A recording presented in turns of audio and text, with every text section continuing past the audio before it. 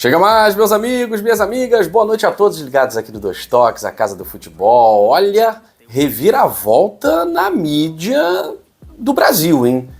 Principalmente em dois comentaristas, dois jornalistas que são flamenguistas ferrenhos, viraram a casaca, não acreditam mais no Flamengo. E um foi até incisivo demais, disse que hoje há um abismo entre Botafogo e Flamengo, que o Flamengo está muito abaixo do Botafogo, que levaria uma goleada, que se passar pelo Penharol já vai ser eliminado na Libertadores pelo Botafogo, já até classificou o Botafogo contra o São Paulo. Alô, Maurício Prado, Renato Maurício Prado e Mauro César perderam a estribeira, rasgaram o protocolo da crença no Flamengo da temporada e jogaram a toalha. Não tá cedo não, galera? Vamos falar sobre isso e muito mais depois da vinheta.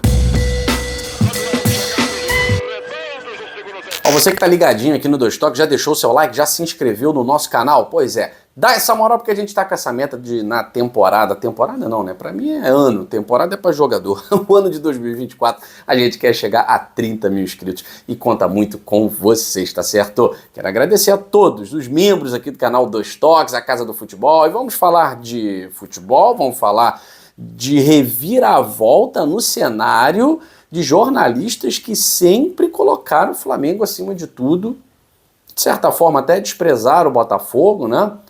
Tô falando de Renato Maurício Prado e Mauro César Pereira. Olha, o disco mudou.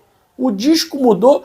Eu digo até que Maurinho, meu amigo, Maurinho saiu assim, os torcedores do Botafogo, ou o pessoal que curte futebol e acompanha lá os debates do Grupo UOL, saiu até estranho. Será que é o Mauro César mesmo que tá falando e tal? Mauro César deu uma bronca na mesa, da qual ele estava participando, que o pessoal estava lá falando de Palmeiras.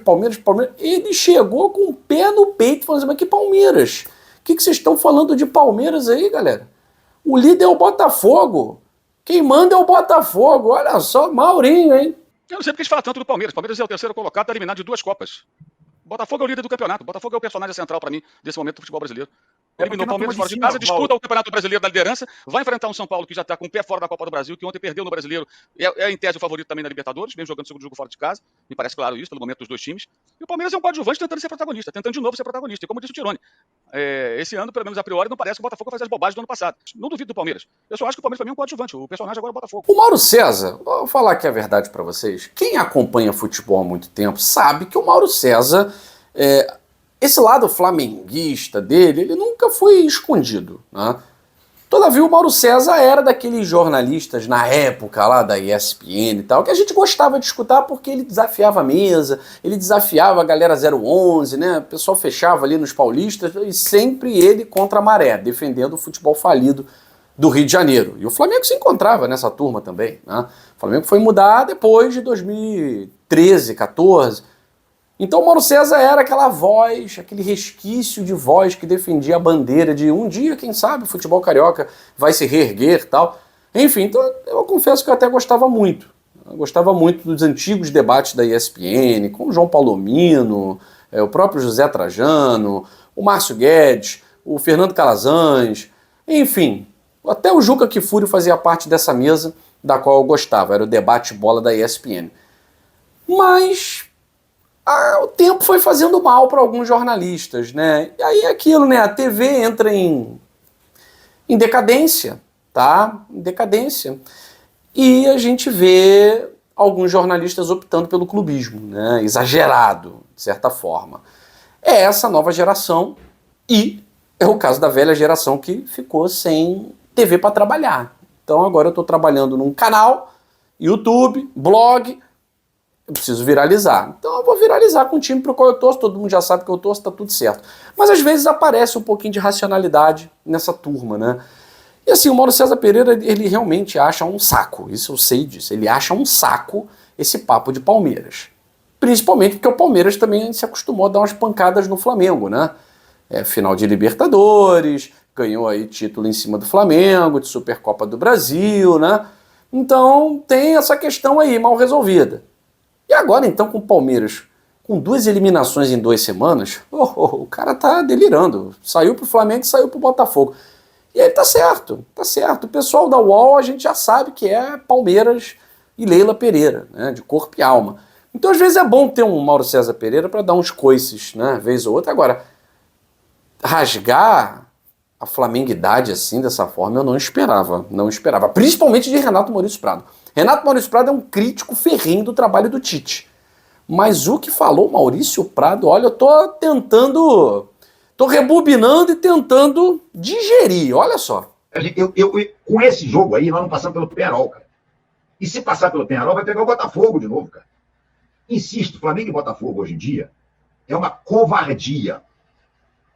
É uma covardia. Flamengo e Botafogo hoje em dia é uma covardia.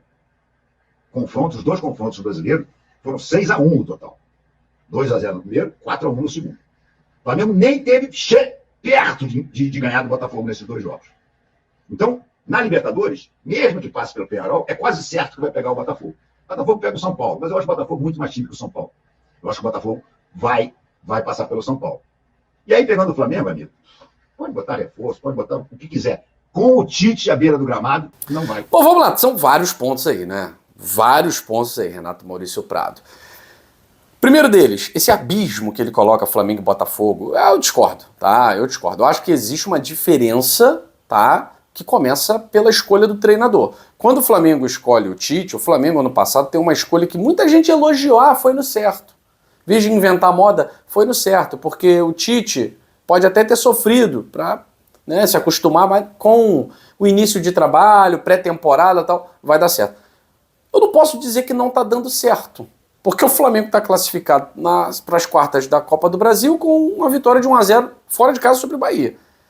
E está nas quartas da Libertadores, vai pegar o Penharol. Então, assim, eu acho que tem muito clubismo no comentário, né, de alguém que está chateado, que está ferido, porque o Flamengo perdeu para o Corinthians e tal. Das coisas que o Renato Maurício Prado falou, algumas são até certas. 6-1 para o Botafogo, realmente. Né? Nos dois jogos, fizeram o somatório, 6-1 para o Botafogo. Isso não faz com que o Flamengo e o Botafogo estejam em um abismo entre eles. Não há um abismo entre eles, tá? O abismo que há é um abismo do treinador. O Tite é um treinador com ideias A, B, C, D, e o Arthur Jorge é um treinador com ideias bem diferentes do A, B, C, D do Tite. Então há uma diferença. Em termos financeiros, de investimento, nenhuma diferença. O Flamengo foi lá, gastou horrores com o Carlos Alcaraz. O Flamengo foi lá, trouxe o Alexandro. O Flamengo foi lá, pegou o Michael. O Flamengo tem o Pedro. O Flamengo, enfim, tem um time e um elenco de respeito. Tem um elenco de respeito. O Botafogo foi lá e montou esse elenco de respeito. Então não vejo esse abismo, só há uma diferença muito grande entre o Arthur Jorge e o Tite. São de escolas diferentes, veem o futebol de maneira diferente. O Tite é muito mais conservador, muitos chamam de retranqueiro, não sei se é retranqueiro, mas tem a crítica do pessoal do Flamengo, que realmente não aceita o Tite com as ideias que ele tem, que são próprias dele, como treinador de um time que, segundo o torcedor do Flamengo, se acostumou a ser um time ofensivo, tá? Agora, esse papo de, porque o Botafogo já tá classificado, já passou pelo São Paulo, e se pegar o Flamengo na semifinal, já tá na final. Isso aí é balela, né? Esse aí é o clubismo mais exagerado, reverso. Reverso. De certa forma, você joga a pressão pro time adversário, para depois falar assim, e olha, hein, Flamengo passou pelo Botafogo e tal, vamos supor que se enfrenta, né? Poxa, que vitória. Agora sim vai ser campeão, porque enfrentou um time que estava muito à frente. Então esse papo aí é um clubismo reverso extremamente exagerado. Não concorda em nada. São Paulo e Botafogo, se há favoritismo, não sei, porque para mim é um confronto extremamente igual. O favoritismo que existe é Flamengo e Penharol. O Flamengo é muito favorito contra o Penharol. Jogando essa bola ou não jogando essa bola, o Flamengo é muito favorito contra o Penharol. Esse é o único favoritismo que existe, tá? E eu tô acompanhando o Penharol. Eu sei que o Penharol é um time lutador, um time guerreiro, mas tá muito abaixo do Flamengo. Mesmo esse Flamengo que perdeu pro Corinthians. As equipes sul-americanas não estão nem perto do nível das equipes brasileiras, tá? Então esse papo aí do Maurício Prado, esse papo aí tá muito furado, tá? Enfim, último dia de janelas, quem o seu clube trouxe? Tem muita gente me perguntando, né? Há uma questão importante, tá? E não trouxe ninguém. Meu clube não trouxe ninguém, não fechou ninguém, não anunciou com ninguém. Dependendo da situação, do jogador, se estivesse sem contrato, não termina hoje não, tá, galera? Então não é que depois do dia 2 de setembro ninguém vai se reforçar. Pode se reforçar. Só que não são jogadores que pertencem a outros clubes. São jogadores livres no mercado. Aqui no Dois Toques é a casa do futebol, a gente fala de tudo. E ó, amanhã tem conteúdo muito especial. Fica ligado aqui, tá certo? Beijo grande, valeu!